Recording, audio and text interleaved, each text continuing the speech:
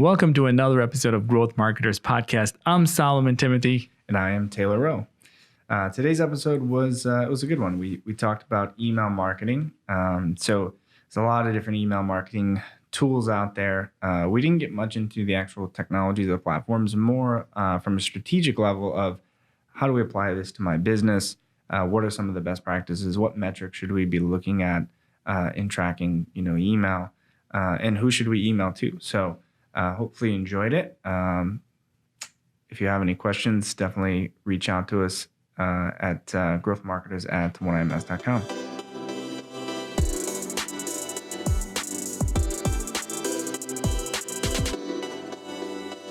All right, Taylor, this is a big one because there's a lot of interest in email marketing, right? People love sending emails out, targeted or untargeted. And it's proven that it gives you a really high ROI. So I guess people do it. It's kind of like the new direct mail marketing because it's cheaper. So everybody wants to do a constant contact or a MailChimp. Let's just talk about some best practices. My biggest thing is when is it a good strategy versus you're just kind of going through the motions and it's really not put together right. They're just trying to throw an email together and just send it to anybody they can. Unsegmented. Mass email. Doesn't matter you're using constant contact without a strategy, or if you're using HubSpot, Marketo, Parta, it doesn't matter, right? If you don't have a good strategy, it's not really going to yield any ROI. Yeah. I think that's pretty much the answer, right? Is if there's no real strategy behind it and if there's no context of why you're emailing somebody and there's no value of what you're trying to offer and there's no relevance to them, then it's not going to be successful in whatever the outcome is. I think the idea, like you mentioned, of it's the best ROI channel. Right. I think I heard $1 is like 38. Every dollar in email marketing is like $38 of ROI. Sure. I think it's all relative, and it's only valuable if the valuable piece is not the email, not the delivery method. It's what's in the content and who's going to. The data, who is going to, and how you acquired them. And so I think it's a little bit skewed, right? Because in my mind, a lot of times email is the last leg of the conversion or even post-conversion, right? It's that constant communication with your clients, and they're coming back and continuously purchasing, or you're using it as a retention tool. So you can't say that, in my mind, I can't say that email is more valuable than, let's say, Google AdWords, because Google AdWords might have been the first introduction to the brand. Then they saw a retargeting ad, and then they saw you on YouTube, and then they checked out your Facebook channel, and then they looked at your reviews on Google, and then they filled out a contact form, and they got the email. Right. And the email then, of course, led them to schedule a meeting or make a purchase. So email, when you look at that in terms of that, last touch attribution style, yes, of course, you spent very little time. You built an automation channel. There's a couple of lines of copy that you wrote. And all of a sudden it's high ROI. On your free tool, and then it's a high ROI. So I'm not trying to discount or discredit email, but I think you have to look at it, put it into perspective. And then you also, to me, the most important thing is the context, right? So the email campaigns that perform the best are the ones that have over time naturally and I guess I would say intentionally built up their email list, right? People that are getting the emails know who it's from, what the purpose of it, when they probably remember when they filled out the form or how long they've been getting the emails, right? Those audiences, whatever you're selling, it doesn't matter, is going to perform better than an audience that you bought an email list, or you kind of, cheated your way into building that up, over time or immediately, right? So that goes with every marketing channel, right? It's not that Facebook doesn't work for you, or it's not that SEO doesn't work for you, or it's not that PPC doesn't work, or email marketing. I can't figure out why my email marketing doesn't work.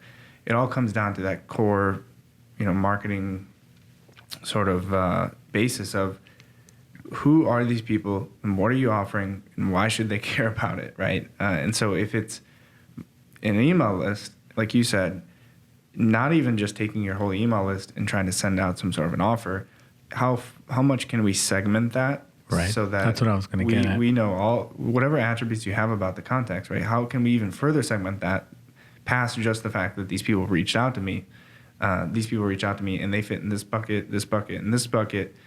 So here's how I'm going to tailor my email messaging and my offer to align with their specific needs, right? The more personalized that it can become, typically the better results that you're going to see, because people have short attention spans. People don't, as much as we like to think that we do, people only care about themselves, right? And so if you're sending them something, especially you're trying to sell something to them, it needs to be relevant to them in their life and whatever unique challenges they think that they're facing.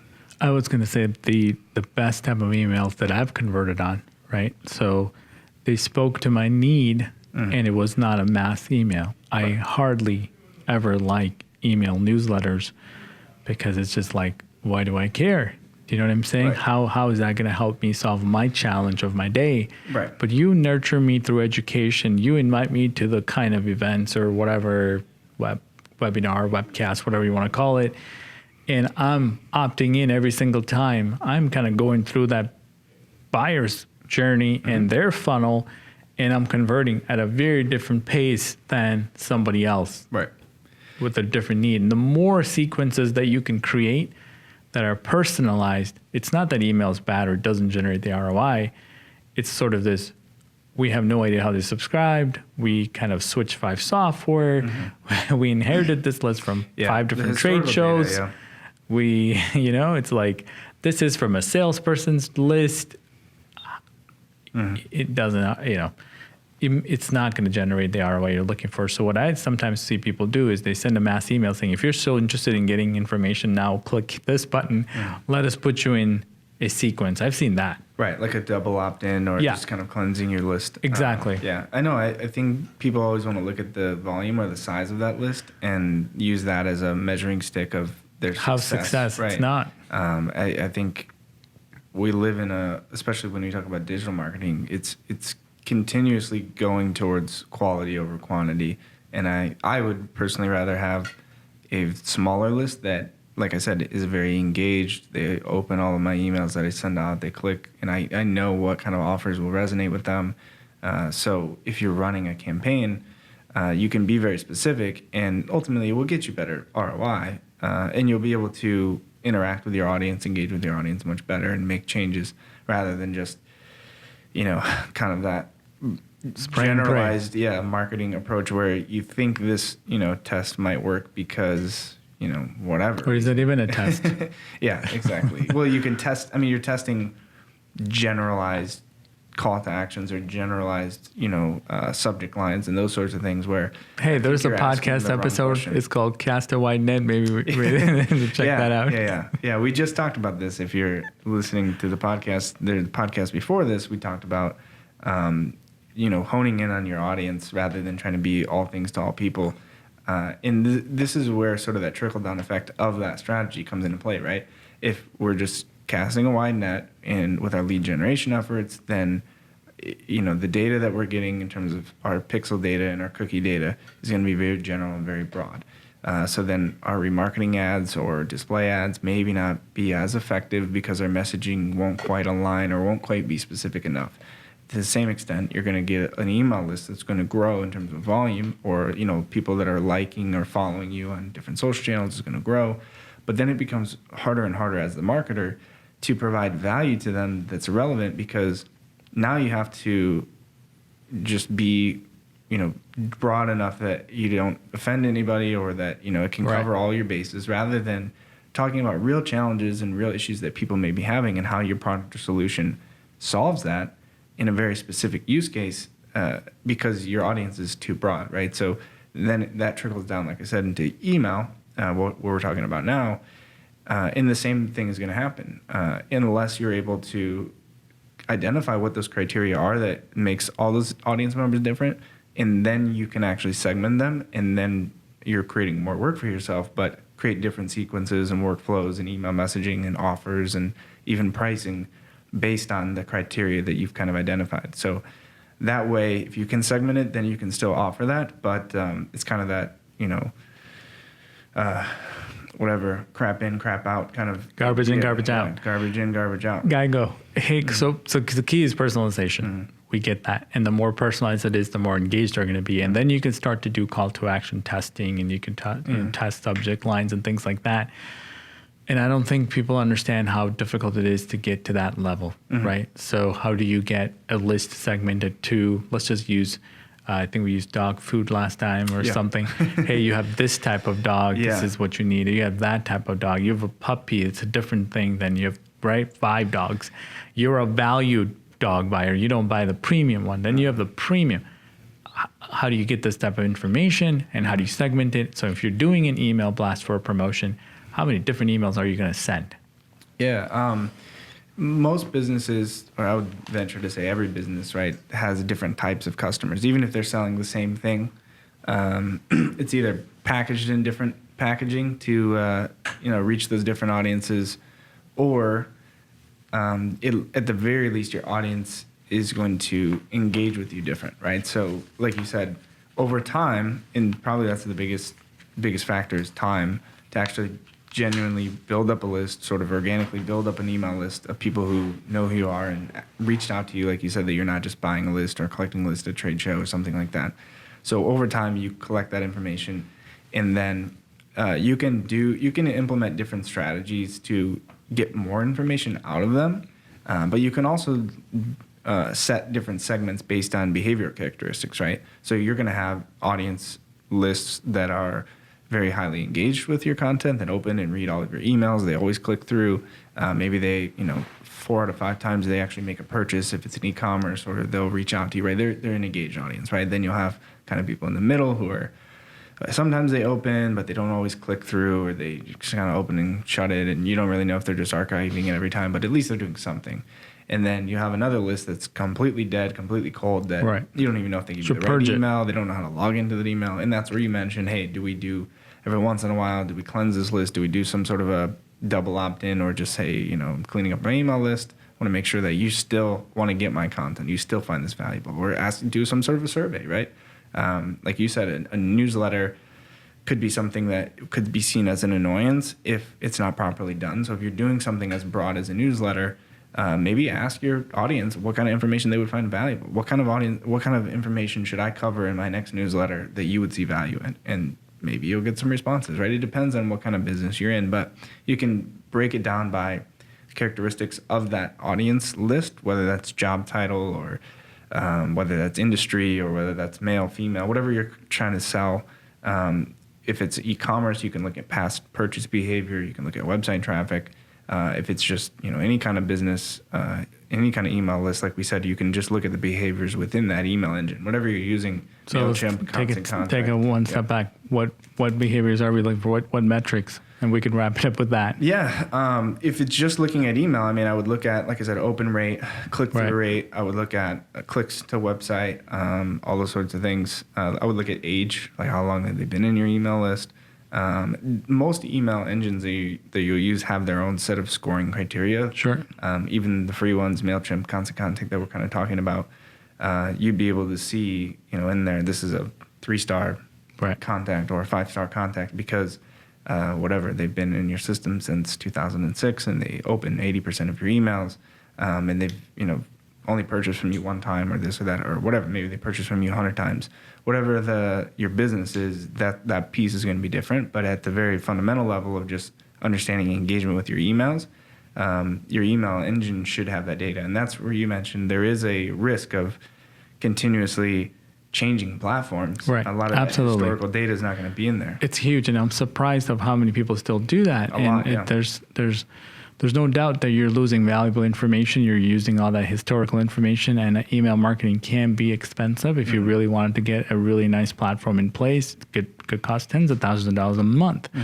But I do know that you can get the ROI that people think that it can do for them, but they may not. But there's some of these best practices that we talked about, when put in practice, when you're actually delivering value in every single email, if you cannot figure out what this email is supposed to do, don't send it. Because trust me, everybody's got more emails than they can handle. They would appreciate you being more thoughtful with the content, right?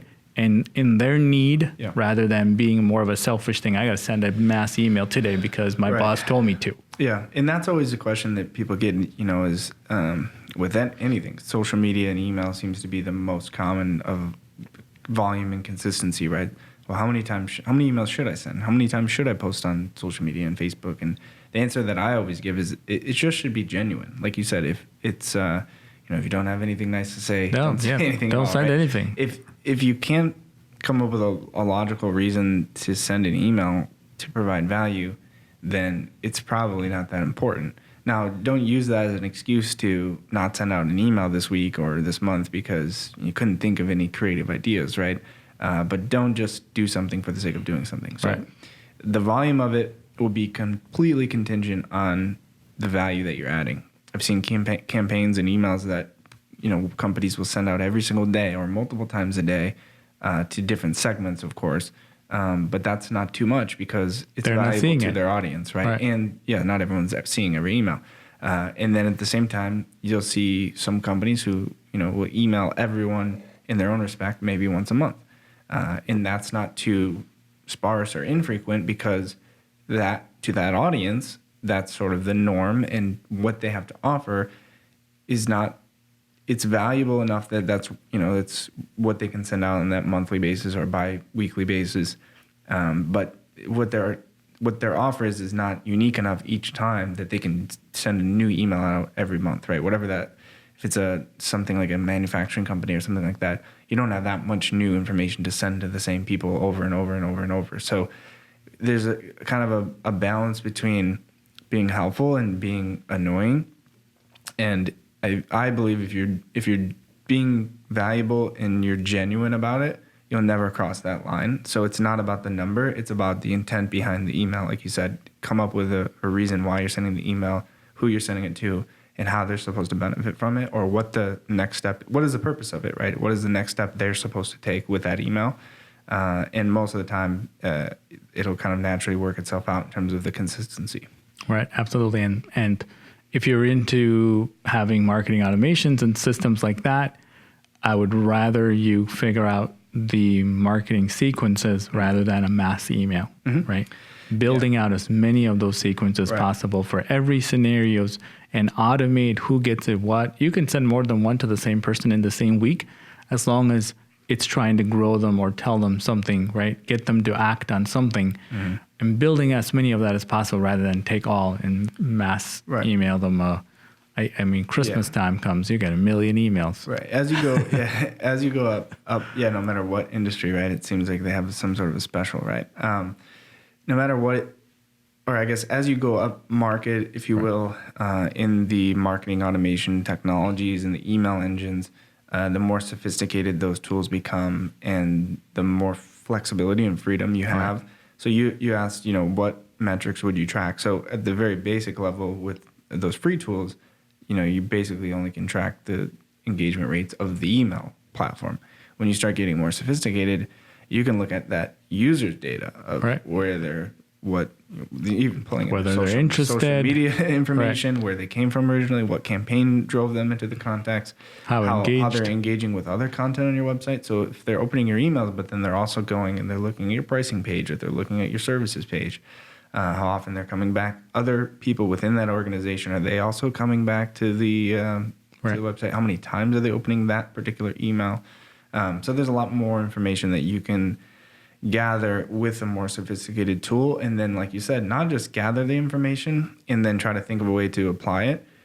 You can build automated sequences and triggers and events off of their behavior, that criteria, right? So if we know, okay, this user is actively engaged with my emails, they've been to my website, 3 times in the same week, they've looked at my pricing page, and they've not had a conversation with a sales rep yet, I'm going to trigger this email that's going to, set up a meeting with a salesperson. I'm also going to assign a task for a salesperson to reach out to them, right? Whatever that is, and however that applies to your business. There's all these different scenarios that you're trying to, that you would use this data. How would you apply it? You can build automated systems off of that kind of information. So that's getting into a little more sophisticated campaigns, but ultimately that's what you want to do. That's the reason you build up an email list, is so that you can maximize it and capitalize on it. And build out, lead scoring and all of those kind of criteria. Well, that's all I have, and Taylor, for that matter. And That's all we have. Best practices. Again, like I said, email is an amazing, powerful tool. I see a lot of people use it and a lot of them abuse it. We figured we make an episode of some best practice and the things that we dive into here at OneIMS. So always, we'd love to hear your questions. Send them in at growthmarketers@oneims.com, and we'll see you on the next episode.